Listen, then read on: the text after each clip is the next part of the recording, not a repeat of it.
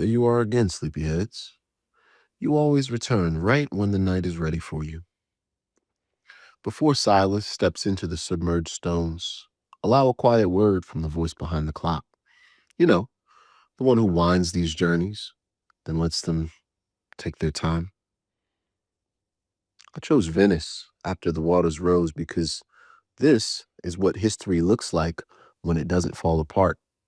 It simply fills the room. There's no alarms, there's no grand finales, just streets that became canals, bells ringing for no one in particular, and the city learning, slowly, how to breathe underwater.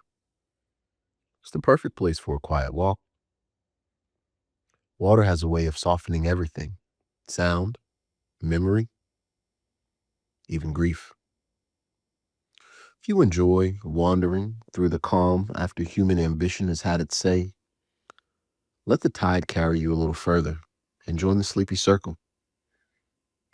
Now, let's begin. Chapter 1: When the Sea Learned to Breathe. Welcome, listeners. I'm Silas, your slightly sleep-deprived gondolier without a gondola. If you like my voice whispering you past history's bedtime, tap like, subscribe, and tell me where you're listening from. I don't stalk, unless you're a Venetian cafe that still serves tiramisu at dawn. In that case, yes, I'm already outside, politely judging your espresso. Now slow the breath. In, out. We're going forward to a city that perfected the art of floating long before the world decided to follow. The year is S2.E23. Venice hasn't drowned. She's simply loosened her corset and decided to breathe with the sea. Let's begin. The first step is the wettest kind of welcome. I ease onto the fractured causeway at Tronchetto, and the lagoon answers with a slow, tidal murmur that sounds like someone drawing a silk sheet over marbles. The concrete under me is a patchwork quilt, rebar ribs showing through, barnacle freckles, a sheen of algae so slick it should come with a liability waiver. Every footprint is a rumor that another human was here recently, though in Venice, time is elastic, and recently could mean last Tuesday, or before the last government remembered how to count. Wind moves in from the Adriatic, carrying the smell of salt and warm metal, and something green that used to be romantic, but is now a little aggressive.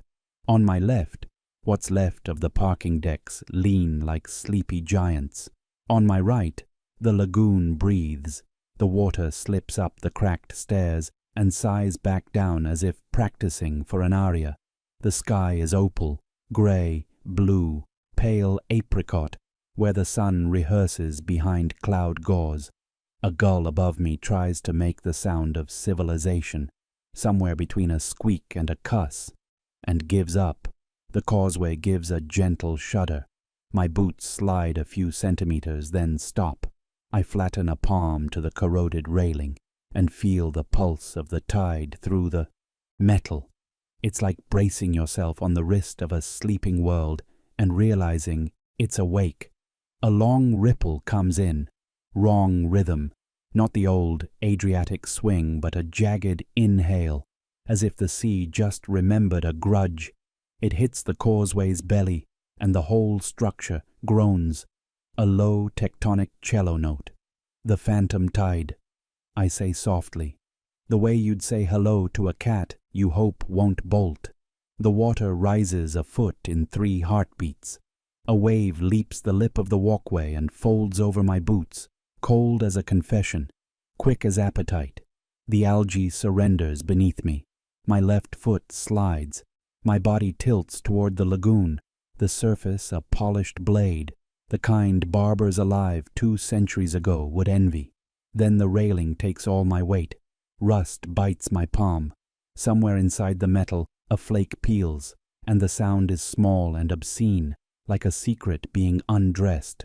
For 1 perfect second, I'm balanced over the water, Venice reflected upside down beneath me. Domes and cranes and the distant toothpick of a bell tower shivering in a thin sheet of light. The next second, The tide hesitates, as if embarrassed, and drops back. I wrench myself upright, boots squealing on slime. My heart conducts a brief percussion workshop.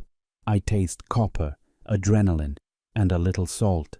Venice was always moody, I mutter, breath thin with laughter I did not authorize. Now she's got global backing. I edge forward, 2 hands on the rails now, humility restored. The sea keeps testing the steps, sliding up in sly tongues, then pulling away with theatrical reluctance. It's not angry, it's not kind, it's busy. Busy being bigger than the agreements we made with it.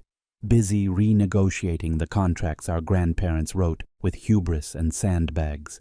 It hits me that this breathing, this ungoverned rhythm, is the new normal, and terrifying as it is to stand on a slip of man-made bone while the lagoon feels around for loose screws.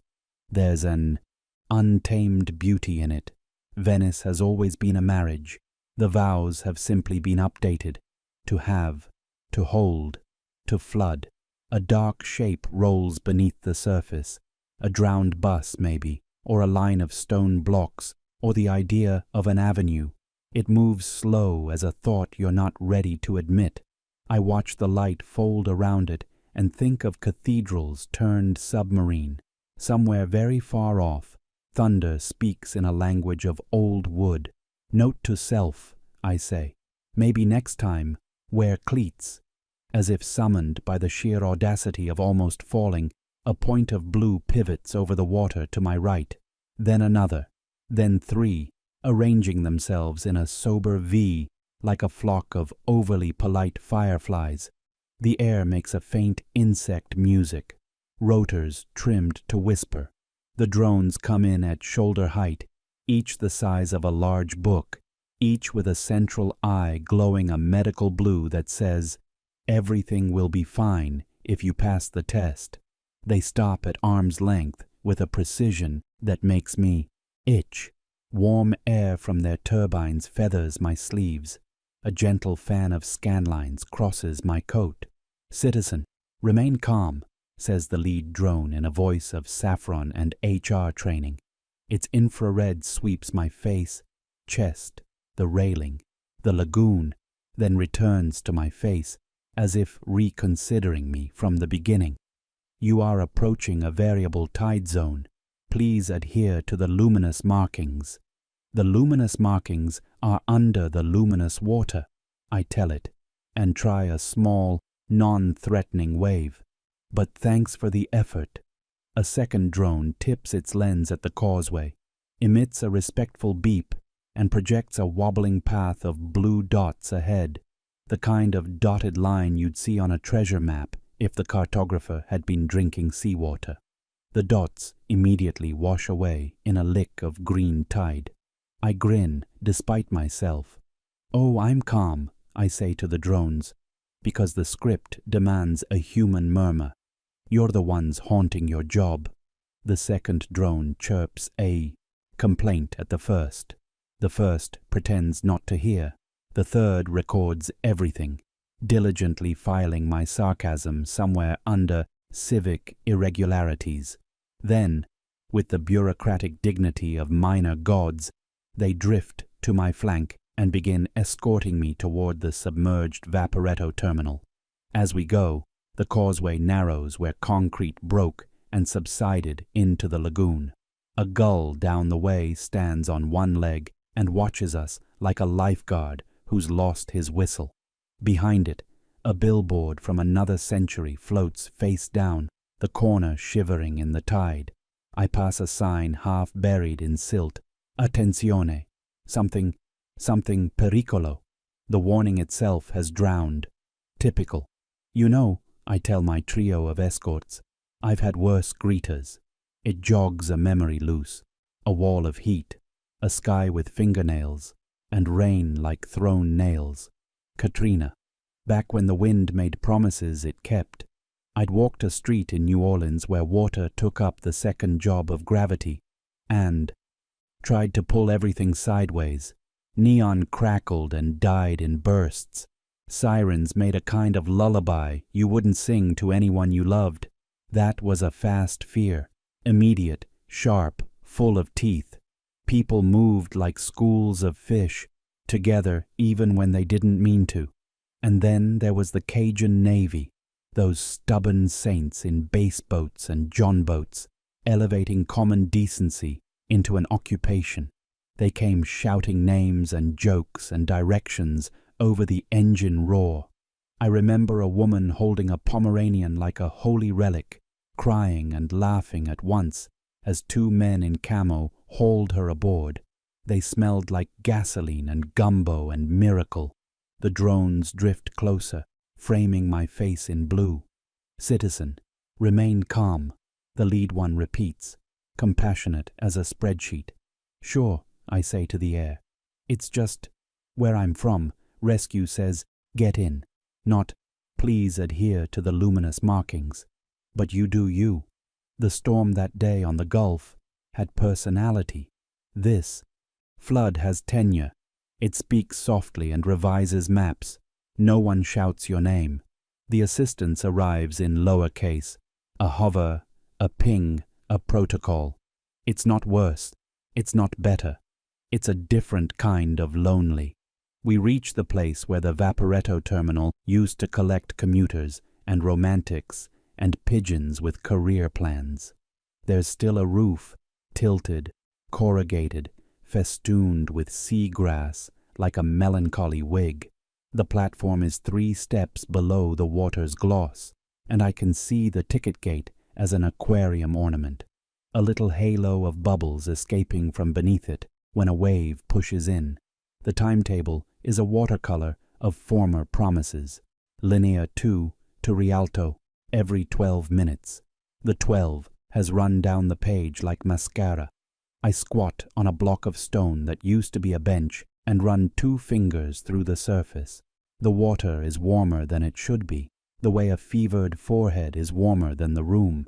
It smells like salt, diesel ghosts, and nettles. Under the roof, the acoustics are a small miracle.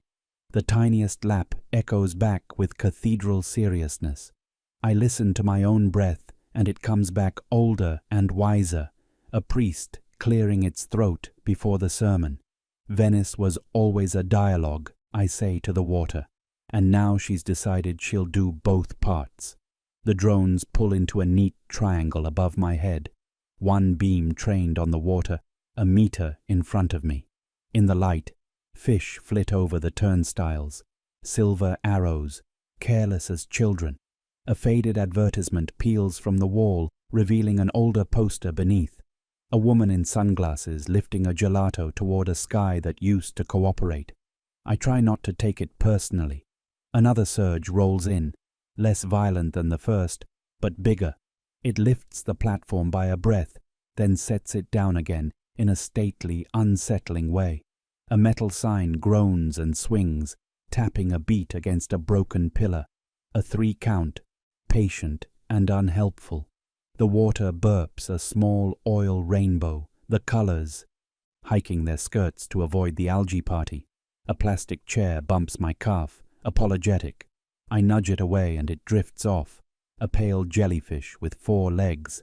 Citizen, elevated tide detected, the lead drone says.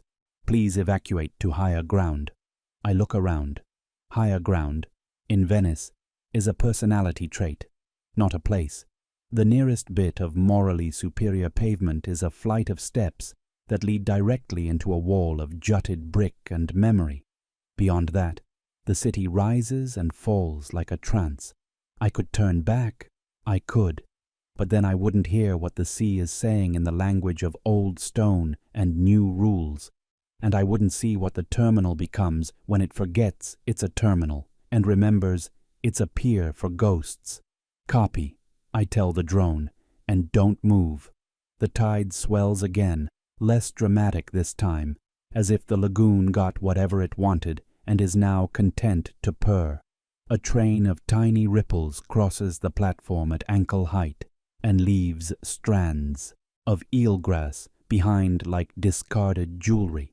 A crab the size of a pastry emerges from beneath the ticket booth, considers me with unimpressed eyes, and returns to its office hours. Sunlight finally elbows through the cloud, and the roof throws lace shadows over the water. The lagoon becomes a green cathedral, lit by moving stained glass. In the distance, a bell tries out a single note and decides it has nothing more to add. I breathe in the briny metallic incense of it all and feel something unwound inside me. The drones, having successfully recorded my non-compliance, switch to shepherd mode.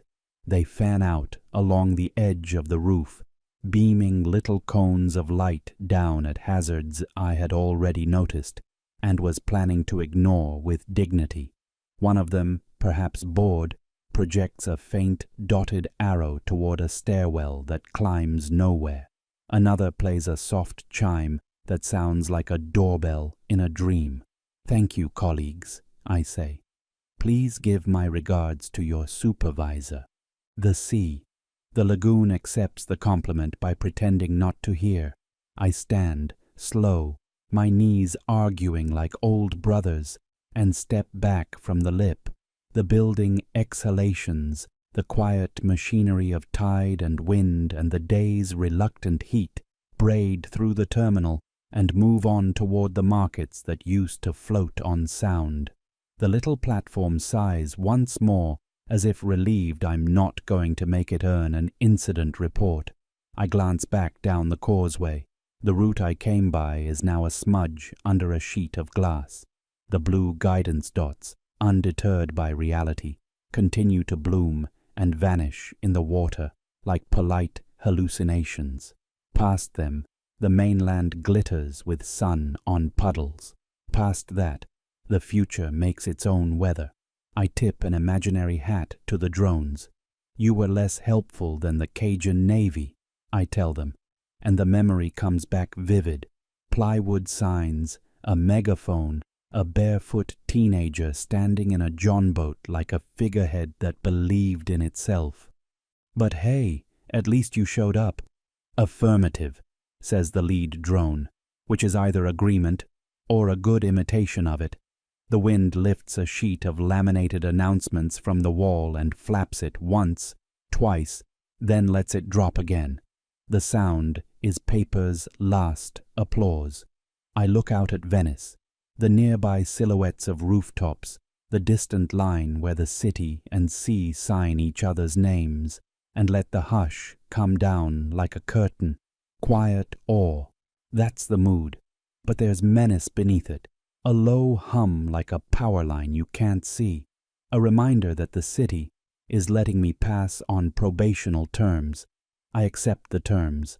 I accept the quiet and the risk tucked inside it, and the weird company of 3 diligent ghosts with propellers. "Onward," I whisper to them, and to you. "We'll keep to the edges and pretend the edges are roads."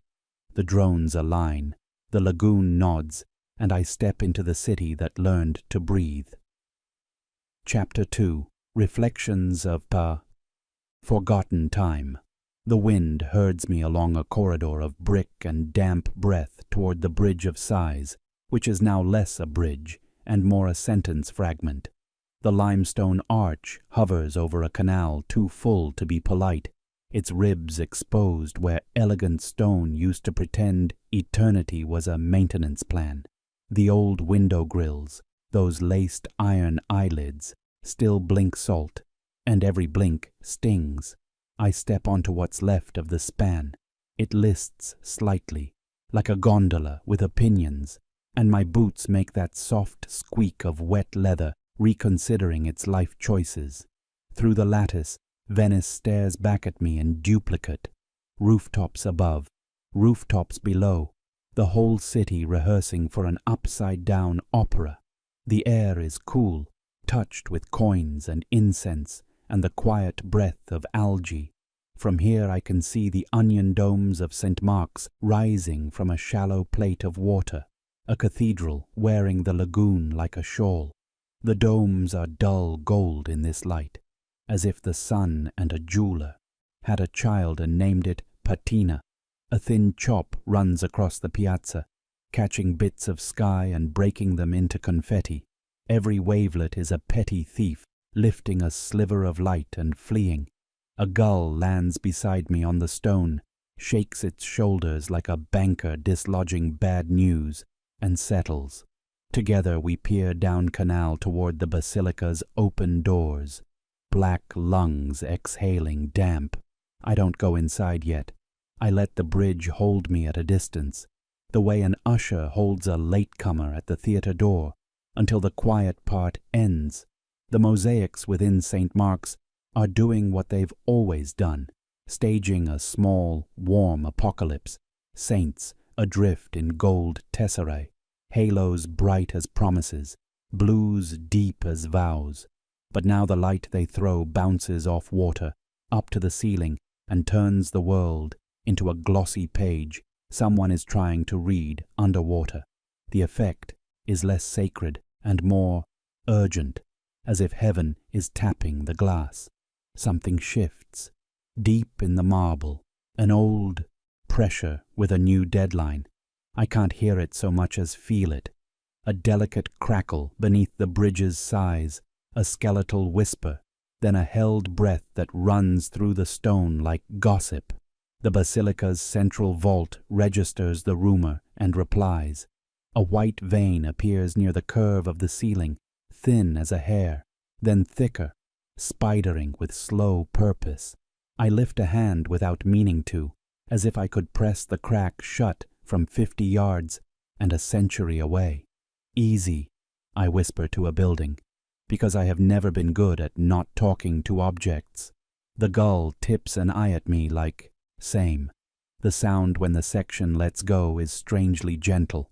No shattering, just a groan like a ship remembering the sea, a downward sigh of history becoming debris. Marble shifts, gold flares. A portion of the vault slides and tumbles, turning mid-fall so that sun finds it, kisses it, and sends it off with a glory it probably didn't request. For a beat it's all radiant fragments, a snowfall of smaller eternities, and then the pieces hit the basin that used to be floor, and the lagoon inhales them with a gulp. Light moves through water, shivers on stone, and for one stunned second, the basilica's heart is a lantern beneath the waves. Guess heaven couldn't hold it either, I say, and my voice falls into a hush of its own. I bow, instinctively, to nothing in particular, and everything at once. Silence follows, but it's not empty. It's crowded with the sound gold makes when it remembers it began as sand. It's full of the wet applause of tiny impacts, the almost bells of tesserae kissing water, the soft huff of bubbles rising like exhausted miracles. On the bridge, a spray of droplets reaches me and frets the salt onto my lips. It tastes like the sea wearing perfume borrowed from a priest. Movement to my left. A line of small autonomous skiffs slides out from under an archway, each no larger than a dining table, each equipped with a polite arm. Their blue markers blink, and for a comic moment, I expect them to ask if I prefer salvage basic or salvage premium.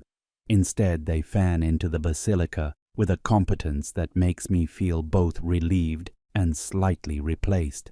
The gull makes the disgruntled noise of a union rep. I head down off the bridge, along a corridor where water has decided the stairs are optional. The passage opens with a magician's flourish into St. Mark's Square. The piazza has learned a new trick, mirror. Today it's a shallow plate, the depth of a hand, glassy when the wind forgets itself, ruffled when it remembers. Buildings kneel to glance at themselves. Colonnades elongate until they fall in love with their own repetitions. The campanile stands politely aside, its reflection a neat red stripe to infinity. I step into the water. It takes my ankles with the courtly chill of a butler. Ripples pad away in concentric oaths. Every motion is magnified in the mirror. Every shift of sleeve becomes choreography. I walk to the center of the square, exactly where flocks of cameras once described a circle around flocks of pigeons, describing a circle around tourists, describing a circle around gelato. Now it's just me and the sky laid down at my feet, and the faraway hum of a city that has stopped arguing with its tide. At first, I think it's thunder. A low note unfurls through the piazza, stroking the air like the hand of someone who practiced this. It comes from below, from beneath the mirror. My toes vibrate in my boots. The water draws small rings as if something vast has cleared its throat. I pivot toward San Giorgio Maggiore, its white facade across the basin, its classical calm. I can't see the bell, but I can feel it. Another note rolls under me, full, forgiving, a sound like thick honey poured over stone. It drifts up the campanile's throat, slips through water, and makes the plaza quiver in sympathy. The submerged bell has decided to keep time. Venice keeps her. Appointments, I murmur. Even with the apocalypse, the third toll is slower, patient as a teacher. The fourth lingers long enough for the pigeons' grandchildren, now sleek lagoon birds with better manners, to fall still on the balustrade and listen. Water on the piazza's skin trembles, then smooths as if the bell has ironed the surface from beneath. I've never seen calm applied like a balm. I didn't know calm could be poured. Around the square the arcades hold their breath. A cafe sign half drowned for 2 decades keeps its chin above the line and pretends business is booming. The chairs inside are stacked like thoughts in a tired head. I can almost smell coffee that isn't there. My stomach volunteers a reminder that St. Mark's had better pastries when it was only flooded metaphorically. I wade a slow circle. The basilica's facade, with its horse arch and glittering saints, swims below me in watery duplicate. The gold, now a greenish fire. Where the vault fell, the interior flickers with salvage lights, small blue comets moving like careful thoughts. A truckle of mosaics eddies past my shins, and I crouch to look. A palm-sized square, Christ's robe in 2 shades and a thread of white that might be a glint of eye or just a bright mistake. I don't touch it. The square accepts that and moves on. Another toll reaches us. Somewhere, an old bell ringer, long in the ground, is laughing gently. See, even drowned bells insist on purpose. I look up into the actual sky, the non-portable one, and a slit of sunlight opens. It knifes along the campanile, slips into the San Marco arches, and lays a thin gold path across the mirror to my boots. I take 2 steps along it, because sometimes symbolism is practically begging. The path wobbles, then holds. Look, I'm not sentimental. Okay, I'm a little sentimental.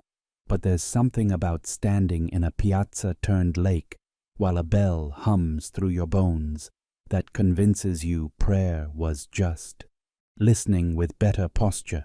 Venice never separated sanctuary from street. The place always preferred its sacred life salted. This is just the doctrine updated. Liturgy in hip waders. Another tremor shivers underfoot. Distant. Careful. Not collapse. Adjustment. The city clears its throat. The bell answers with one last, low syllable that tastes like dusk. The sound spreads and thins and goes wandering into alleys, where it will be mistaken for memory, and that will be fine. I glance back at the Bridge of Sighs, the broken lid on a box of tears, at the basilica, rehearsing how to be both treasure and tide pool, at my own legs, striped in reflected columns. All right, I say to the square, to the bell, to the water that owns the lease now. I'm listening. The mirror keeps my answer, pockets it, and arranges a small breeze to lead me on. Chapter 3.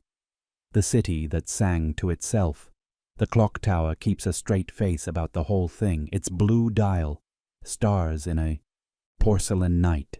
Zodiac lounging like it owns the century, stares east into a sky the color of watered-down pewter. The hands are jammed at a dignified time that no longer exists, and the little bronze strikers, those Moors who once whacked the bell like it owed them money, stand frozen mid-admonishment. The hour that never changed. Venice has always loved a costume. Immortality is just a dress that no longer fits. I wade toward the arch beneath the tower, my boots nudging a flotilla of menus laminated in hope. Water glugs softly in the stairwell leading up. A sign says, "Accesso vietato," and the Lagoon replies with a shrug. I go anyway, taking the steps 2 at a time when they aren't available in pairs. The air cools, smells of lime dust and coins, that dry metallic scent buildings exhale when they're rehearsing for ruin. Inside the chamber, the clock's ribs are exposed, gears the size of dinner tables, spokes with the patient grin of things that turned for centuries and then, one Tuesday, didn't.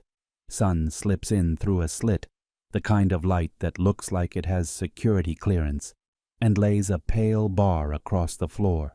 Dust performs ballet in it, earnest and underpaid. I test the room with a low hum, because no one has ever accused me of self-control.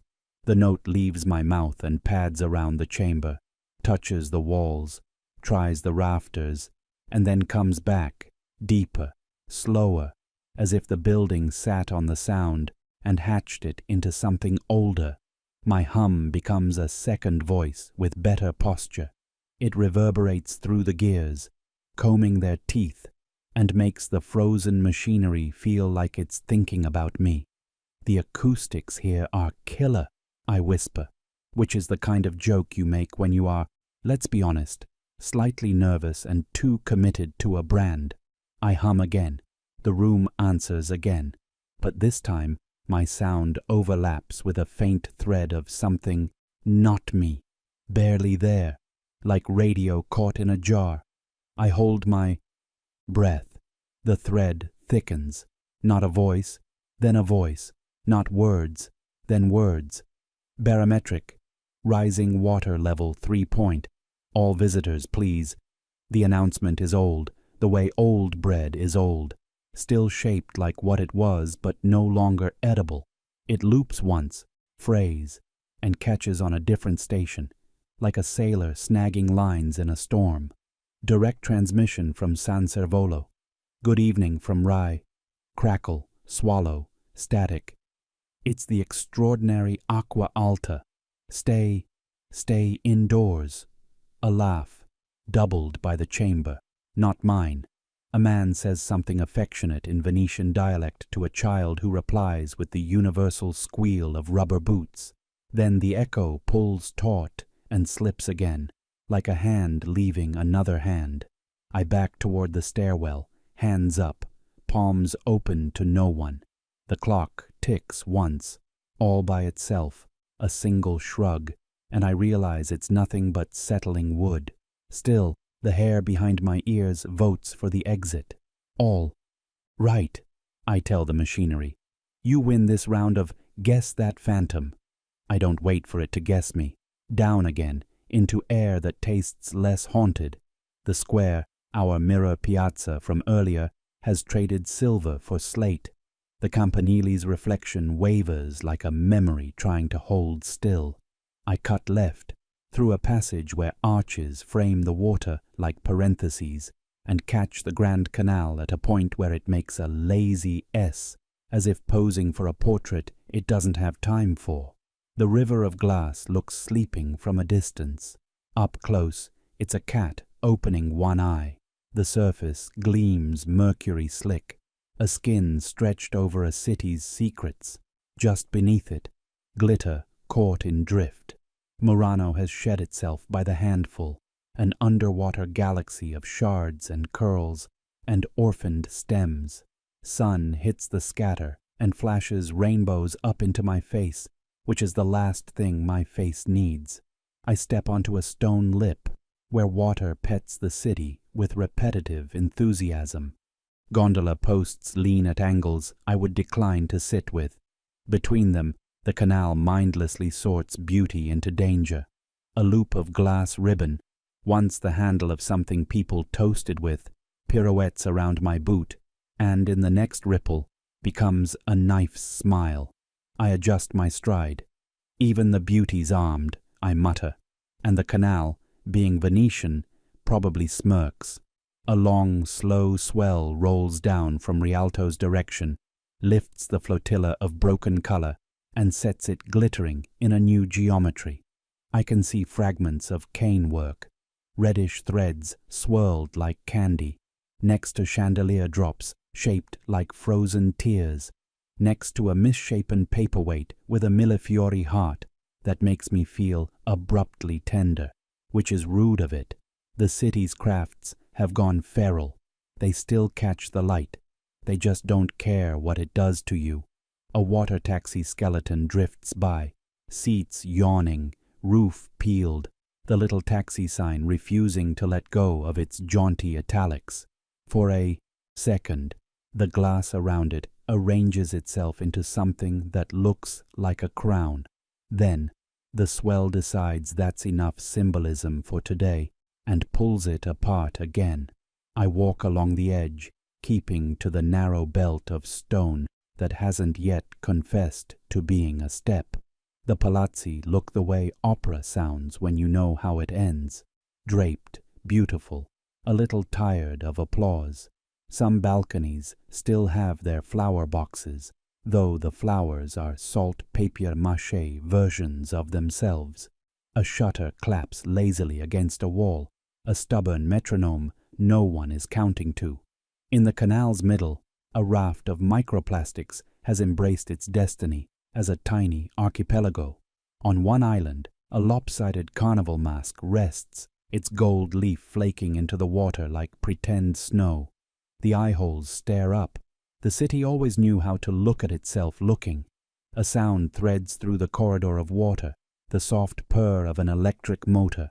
Far off, approaching. I brace for a rescue skiff. The neat, little blue lights, the bureaucratic chirp. What arrives is a scavenger, half boat, half shopping cart, its net trawling for salvageable glitter.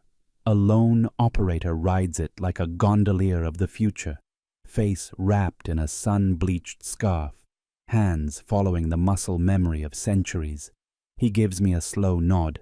We are both ridiculous and therefore kin. As he passes, his net stirs the shards into a brief constellation. Vega, Altair, Deneb. Then the water smudges the myth, and we're back to knives and confetti. I watch him go until the hiss of his motor becomes the kind of silence you wear instead of notice. A little farther, and the canal narrows. The buildings lean politely closer, swapping nightmares. On the wall at my right, a trail of barnacles writes a history that will not pass peer review. Here was the line. Here it rose. Here you said, impossible. And the water smiled. Under my boots, stone sighs. A hairline crack prints itself along a seam like a closing eye.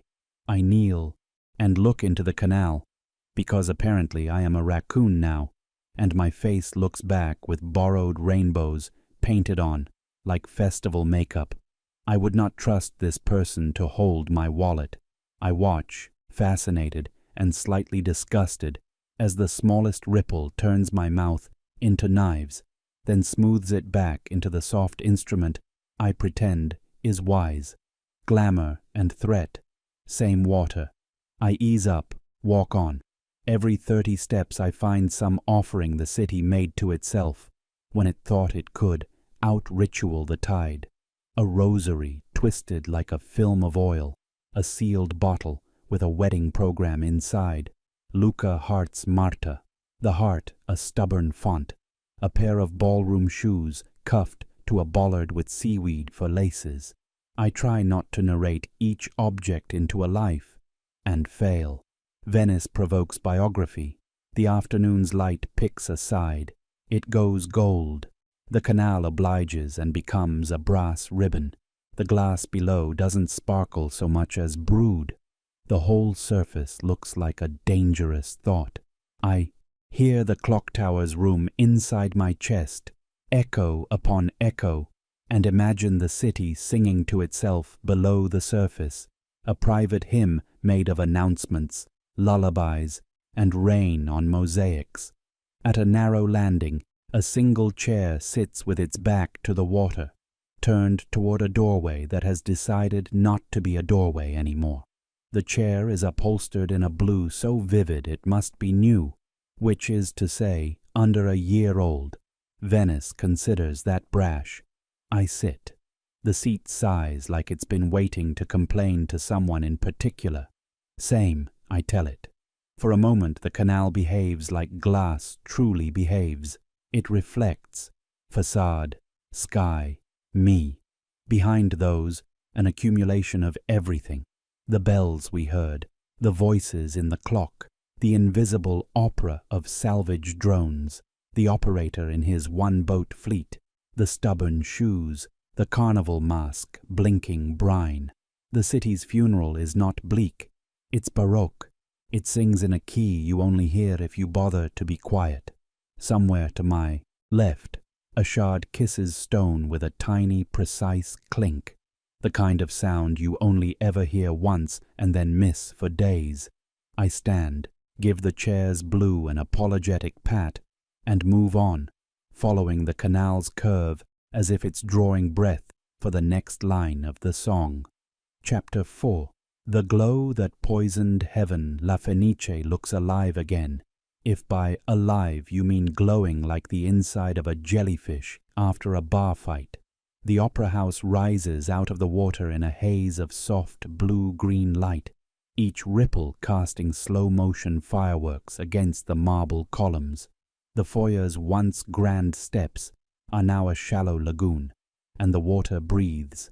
Literally, little flashes bloom beneath the surface like 1,000 aquatic sighs. I step inside, and the floor greets me with a chill up to the knees. Ah, I say aloud, Venice's latest show, the phantom of the algae bloom. Critics are glowing. The pun is terrible. The algae approve anyway. Every movement sends phosphorescent ribbons curling around my boots. Delicate 1 second, radioactive nightclub the next. The walls shimmer in sympathy, gold leaf trembling as though the building is trying to remember applause. The air tastes faintly metallic, like licking a battery made of regret. I cough. The cough echoes wetly. Nature finally learned how to rave, I wheeze. Too bad the guest list's all plankton. The seats of the great hall are half visible beneath the surface. Rows of red velvet cushions now slimy emerald. The chandeliers hang intact, each crystal strand coated with condensation that refracts the bioluminescent haze. They glitter like frozen rain. A half-collapsed balcony droops above the stage, a fallen eyelid over an exhausted dream. Somewhere, something pops. Maybe a gas bubble, maybe applause for surviving this long. A flicker of movement catches my eye near the orchestra pit. A swarm of maintenance drones, still doing their job decades after their owners dissolved. Into memory, their headlamps blink a lazy waltz, sweeping over the ruined instruments below. Violins warped into question marks. A cello that looks freshly drowned and oddly satisfied. One of the drones pauses near my shoulder, scanning my face with a blue beam that smells faintly of ozone and suspicion. Citizen, it chirps. Biohazard level elevated. I'll add that to my resume, I say, but my voice trembles. The shimmer beneath the surface thickens. The light isn't static. It's multiplying, cells dividing faster than I can blink. The whole lagoon pulses once, twice, like something breathing through gills too large for comfort. The foyer walls respond with creaks, echoing deep in the foundation. The glow brightens until my reflection looks like a ghost trying to pass for human.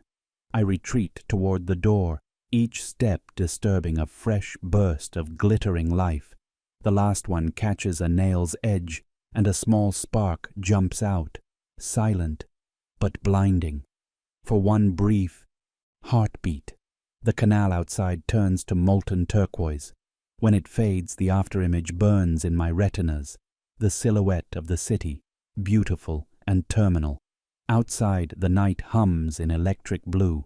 The alleyways sweat light. I take the narrow path east toward the Academia Bridge, because if the apocalypse is going to happen, it might as well have a good view. The bridge arches over the Grand Canal like an aging dancer, elegant, creaky, and pretending it doesn't hurt. I start across, careful on planks that look like they were repaired by ghosts with commitment issues. Beneath me, the canal glows faintly from the bloom's reach, a slow tide of bioluminescence licking against the wooden struts. For a second, I almost believe it's romantic. Then the rain starts. It begins as mist, soft, almost perfumed. Then it thickens, heavy drops falling slow enough to see your reflection inside each one before it hits. The first drop lands on the railing beside my hand and hisses, eating a crescent into the old varnish. I blink. The second lands on my sleeve and immediately outlines a small hole, neat as punctuation. Well, I say, the city's crying acid now. Another drop kisses my cheek. It burns like a memory you didn't consent to. I duck beneath a corroded sign that once pointed toward the Gallery dell'Accademia. It now reads something like Gal eri ella ade ia, which sounds like a forgotten Italian pop star. Across the canal, the marble statues decorating the Academy's facade are melting, not metaphorically. White rivulets run down their faces, their cheeks streaking like candles in mourning. One cherub's eye collapses entirely, a pearl tear sliding into the water with a hiss. The smell hits next, a blend of ozone, salt, and vinegar. My lungs don't love it. We should have listened when it was crying art, I mutter, pulling my coat tighter. The rain turns the canal into a field of smoke. The surface boils faintly where drops strike. The bloom-lit water, glowing like a chemical halo. Statues along the rail dissolve in slow motion, fingers thinning into needles before snapping off entirely. For once, Venice isn't drowning. It's evaporating. I edge toward the midpoint of the bridge, where the wind gathers courage. The rain stings harder now, each drop bright as a coin. The bioluminescence below answers back, blue light meeting green fire, until it's hard to tell whether the glow comes from above or below. The whole world feels inverted, heaven leaking downward, hell reflecting up. From this height, I can see the opera house still pulsing like a heart behind me, the algae bloom spreading in concentric rings. Beyond it, faint flares rise from the lagoon, where automated fireboats patrol phantom fires that never existed. The city looks like a stained glass window someone set on fire and forgot to put out. I watch one of the statues near the bridge's edge surrender completely, its face collapsing inward, its wings curling like burnt paper. The sound it makes isn't a crash, it's a sigh, like marble realizing it's mortal after all. The water below swallows the debris with an almost affectionate hiss. The wind shifts. I glance toward the far bank, the art galleries, the university domes, the skyline blurred by acid haze, and spot a line of figures moving along the parapet. For a wild second I think they're people, survivors, but as the rain thins, I realize they're sculptures, their outlines warped by corrosion, still standing in postures of devotion. Their melted forms look like monks mid-prayer, praying to an audience of none. I laugh under my breath, soft, startled, half-hearted. Venice finally learned humility, I whisper. Took her long enough. The bridge trembles. A piece of railing shears off and drops into the water with a hiss that flashes neon pink for a heartbeat before vanishing. I decide that's my cue. The rain eases just enough for me to make my way down the far ramp, boots leaving faintly smoking prints on the soaked planks. At the base of the bridge, I pause beneath an awning that no longer knows what it's selling. The glow beneath the water pulses again, faint but rhythmic, as if echoing my heartbeat, or maybe setting the tempo for the city's last symphony. The statues above continue their slow disintegration, white streaks running like mascara on marble faces. I tilt my head back, letting a single drop of rain hit my tongue. It tastes of copper, salt, and faintly of lemon, a surprisingly pleasant apocalypse flavor, all things considered. At least heaven's tears have seasoning, I mutter. A long rumble rolls across the lagoon, distant thunder, or perhaps something larger collapsing.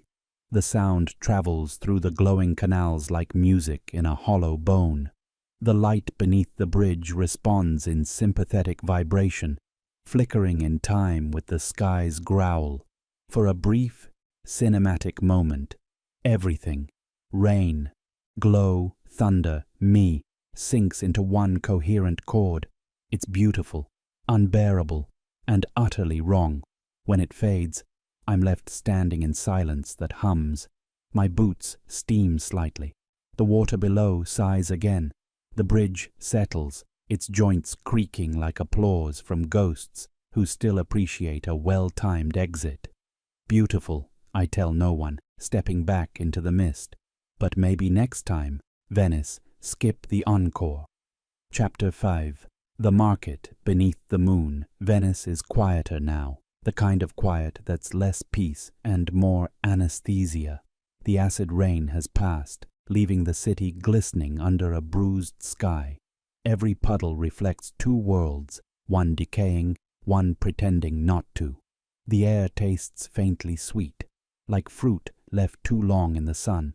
I follow the scent of mold and old dreams through a narrow alley toward a sign barely holding on to its own irony. Libreria Acqua Alta, the library of high water. The doorway yawns like a throat that's swallowed too much. Salt. Inside, the tide owns the place. The floor is a shallow canal, and the books, God bless their spines, are trying their best to stay literate. They float in slow circles, titles smearing into watercolor versions of themselves. A gondola sits in the middle of the room, full of novels like refugees who've just remembered the concept of irony. The shelves lean like drunks caught mid-confession, and the air smells of wet paper and polite despair. I step carefully, boots parting the water in lazy ripples. My flashlight beam glides over book spines. Inferno, the tempest, the old man, and the sea. Never accuse Venice of missing a metaphor, I mutter. In the far corner, a door hangs half off its hinges. A private reading room once, perhaps, or storage for the unreturned. I nudge it open with my elbow, half expecting a cat or a ghost. What floats toward me is neither. A figure drifts just beneath the surface, pale and still, her lace sleeves waving like seaweed. She wears the pearls around her throat, too many, and the face of someone who died politely. The dress, impossibly, still holds its shape. I recognize the look, one part grace, one part denial, the last of the Venetian nobility, embalmed by irony and brine. She brushes against the spines of books beside her, fingers tracing them with something like curiosity or memory. Each touch stirs faint motes of ink into the water. I kneel, more reverence than bravery. Still dressed for the opera, I whisper. You must have gotten the good seats. For a heartbeat, I think she moves. Maybe it's just the current. Maybe not. The pearls shimmer like trapped stars before sinking into shadow. The water hushes, and the city exhales through the cracks in the ceiling. that same long, tidal breath that seems to follow me everywhere. I bow my head, not a prayer, exactly, just acknowledgement. Then I rise and leave her to her audience of books. The door swings shut behind me, and a single volume bumps my boot as I go. The Odyssey. Figures. Outside, the streets glisten silver under a moon too big for comfort. The Grand Canal stretches ahead, turning in lazy arcs toward the Rialto Bridge. The humidity has thickened into something with opinions, air you could almost chew. My collar sticks. My breath fogs not from cold, but exhaustion. The bridge looms, proud as ever, though its arches sweat in the heat. Vendors' stalls cling to its sides like barnacles on a whale. The market beneath the moon, still open for business in theory if not in customers. Paper lanterns dangle from wires, flickering with residual bioluminescence. The moonlight paints everything in molten silver, like God's idea of overexposure. Halfway up the steps, my lungs start negotiating. The air grows syrup-thick, the kind of humidity that makes each inhale a commitment. I pause, hand on the stone rail, watching the canal below shimmer like hot mercury. The heat bends the horizon. The domes and bell towers ripple, melting upward into shapes that make more sense in dreams. Venice always took your breath away. I gasp between steps, but this is excessive. The words dissolve into the air, which now hums faintly, not like wind, but like something alive and electric. The sound crawls up my spine, curious. I pull in another breath, and it sticks halfway, like the air is deciding if I'm worth the effort. Across the bridge, what remains of the market murmurs in the glow. Stalls sag under waterlogged silks and rusted jewelry.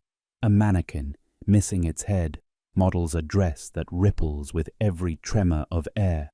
I pass a row of Venetian masks turned grey by mildew, tragedy, comedy, apocalypse, all wearing the same fixed smile.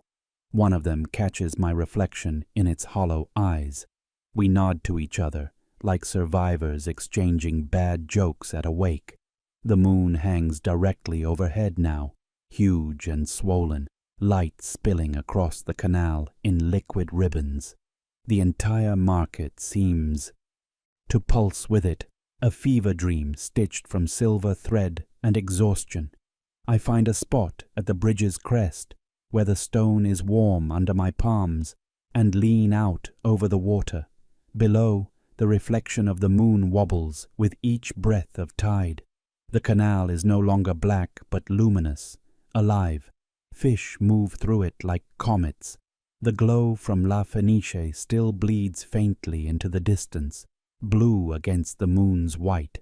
It's as if the lagoon itself can't decide whether it's dying or performing.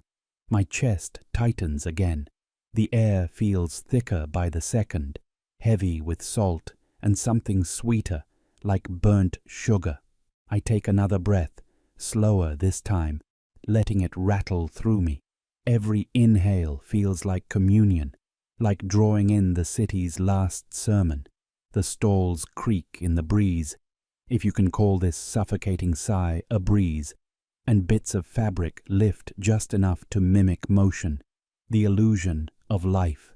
For a moment I imagine them all, merchants, nobles, travelers, ghosts, converging here again under this swollen moon, trading stories for oxygen, memories for time.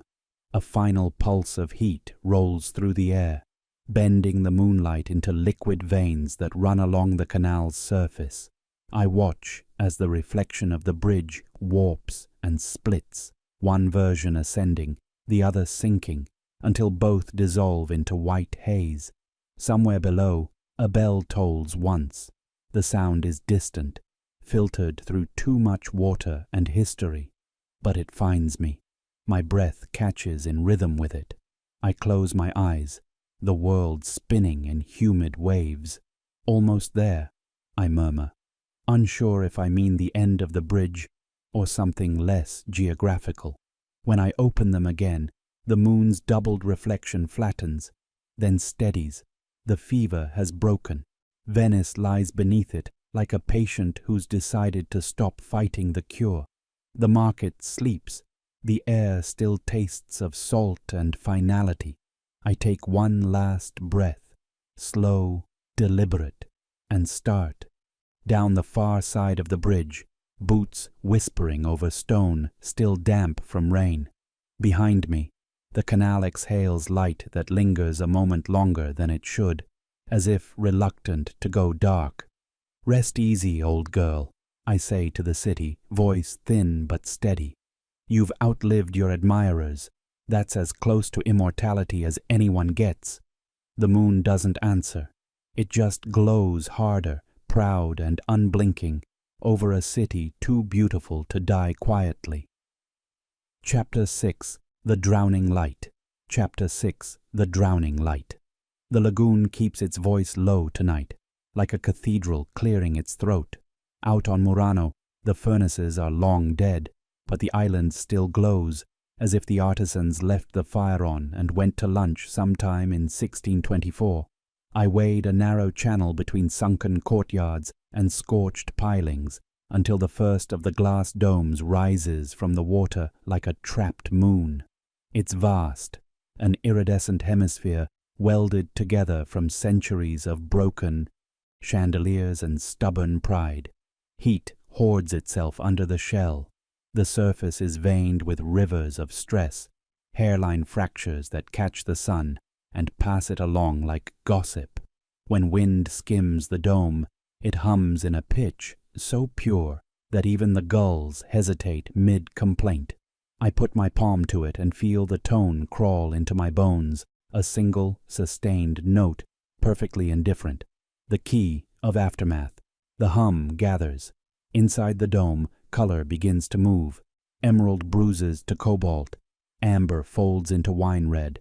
The whole structure becomes a slow-breathing lung of light. I take a step back, then another, because beauty and consequences are cousins that never visit alone. The singing glass arrives not as music, but as pressure, sound that turns the lagoon to a tuning fork, and me to a reluctant instrument. The note climbs, thin as a filament. A flock of small fish turns in unison, as if answering a conductor I cannot see. Somewhere a submerged bell answers with a subsonic throb, a heart 2 islands away. The dome exhales. A spiderweb of fractures races outward with the giddy speed of bad decisions, and then, with a soft, heartbreaking sigh, the hemisphere unbuttons itself. A billion shards launch into the air like a galaxy reconsidering its orbit. For a breathless beat, time becomes confetti. Sunlight splinters through the storm and throws rainbows on water black as lacquer. I raise my arms, half to shield, half to applaud. And that, I murmur, as the pieces come down with the courtesy of snow, was the encore. Shards patter around me, sweet, delicate, and exactly sharp enough to make poor choices memorable. The lagoon accepts them with small kisses of steam. When the haze thins, Murano looks lighter, as if an old story has finally told itself and can rest. I move on, threading a corridor where glass ribs arch overhead. In their hollows, heat lingers like a final hymn. Every footstep makes the water ring. A silver bell struck soft. When I turn toward San Giorgio Maggiore, the horizon has reddened into theatre. The sun, huge and sullen, the air stained with copper. The bell tower waits in the shallows, half drowned and still superior about it. The wade across takes time. I don't spend. Warm water slides to my knees, my thighs, cooling in layers like forgotten tea. Barnacled steps rise out of the lagoon, and I climb until I can lean against the tower's warm flank. Salt glitters on brick like old sequins. A late gull rides a thermal and thinks better of it. The first toll comes from somewhere beneath me. a single note tasting of iron and memory. It doesn't echo, it simply settles into the body, finds a rib to live behind, and sets up shop. San Giorgio was always punctual. Even half submerged, she calls the hour with the manners of an empress who refuses to admit the empire's gone. On time, I whisper. I'd say, as always, but we've all had a century. I look down to watch the sound move through the water, a visible shiver. My reflection stares back from the bell's ripples, smudged, elongated, the way you look after a long day and a short mirror. I raise my hand. The reflection lags like a bad connection on an old live stream. I cock an eyebrow. It gives me the kind of smile you practice for portraits. Small, private, not meant for anyone else. I do not smile. There's a pause, the kind that separates jokes from prayers, and my reflection raises its hand first. Not a mirror of mine, but its own quiet wave, as if to say, I've got this part now. You rest. The lagoon smooths around it, polishing the moment to a coin. For an instant I'm a relic and a rumor, both. Guess I've joined the archives, I whisper, and the bell answers with a sympathetic tremor that feels suspiciously like agreement. A breath of wind pulls the red sun lower. It stains the tower's stone, the color of old Rosso Antico. The lagoon becomes a dark mirror, then a bright one, then both, as if, undecided about which side of the glass wants to be the story. The city out there, domes, cranes, campanili, lifts and dissolves, like a chorus practicing entrances after the audience's gone home. A narrow wake curls in from the east, trembling with faint bioluminescence. It trails a procession of small, silent boats that don't quite exist. For a foolish second, I think the Venetians have returned, lanterns cupped in their hands. Then the wake breaks, and the lights smear into harmless chemistry. I laugh once, out of respect for a good illusion and our incurable appetite for them. The second toll gathers itself from under the floor of the sea and climbs through the tower's throat. It's softer, rounder, like a benediction rehearsed into honesty. I lay my palm on the brick and feel the note slip between mortar and skin. The lagoon holds still, listening to its own heartbeat. Venice didn't drown, I tell the water, because some truths deserve to be said out loud. She just went home. The wind turns kindly. Evening drapes itself over the archipelago with seamstress precision. The last amber stripes on the waves thread themselves into the dark. Murano's collapsed dome glows dull and satisfied. The glass ribs behind me cool with small settling noises, the way a theater cools after applause.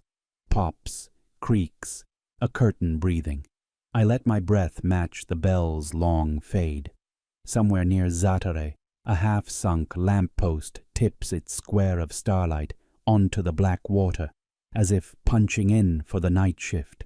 A bat skims the surface and writes a sentence even the lagoon can't keep. The third toll doesn't come. Instead, there's a hush so complete it feels engineered. Sound leaves the stage. Light bows. Heat steps backstage to smoke and gossip about the audience. The tower and I share a comfortable silence, like old enemies who've lost the energy for new grievances. Below, my reflection steadies. It has stopped performing and returned to work, the quiet labor of being water, of holding light and letting it go. I take my hand from the brick, and the tower cools a degree, a farewell in temperature. I turn to the horizon, where the last line of red unthreads itself into night. The lagoon mirrors it perfectly, sky and water, one breath shared between two bodies. I climb down from the steps and wade into a street that used to be a street and is now just an idea with tide marks. The city behind me gleams, submerged chandeliers swinging in the slow current of history. Somewhere, a door sighs on ancient hinges no one has oiled since names mattered. I look back once more. I breathe, and the lagoon takes it, faithful as ever. Venice glows under the waterline like a secret finally relieved to be kept. Sleep gently, sleepyheads. The circle remembers you, even when time forgets.